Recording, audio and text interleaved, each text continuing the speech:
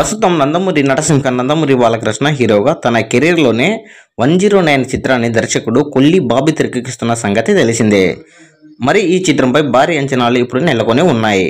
రీసెంట్గా వచ్చిన గ్లిప్సం నందమూరి అభిమానులకు ఒక రేంజ్లో ఎక్కేసింది.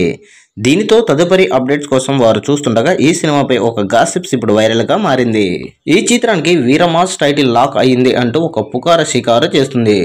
బహుశా ఈ ఉగాది కానుకగా ఇది అనౌన్స్మెంట్ కావచ్చనే టాకు. అయితే బాలయ్య లాస్ట్ సినిమా కూడా వీర టైటిల్తోనే వీర సింహారెడ్డి అని వచ్చిన సంగతి తెలిసిందే. ఇది కూడా గతంలో వీరభద్ర అనే మరో సినిమా కూడా బాలయ్య నుంచి వచ్చింది. మరి వీటితో తర్వాత మరోసారి బాలయ్య వీరగా వస్తున్నాడో లేదో అనేది అధికారిక ప్రకటన వచ్చే వరకు వేచి చూడాలి. ప్రస్తుతానికి అయితే ఈ టాక్లో ఎలాంటి నిజము లేదని వినిపిస్తుంది. ఇక ఈ చిత్రానికి తమన్ సంగీతం అందిస్తున్నాడు. అలాగే సీతారా ఎంటర్టైన్మెంట్ నిర్మాణం వహిస్తున్నారు.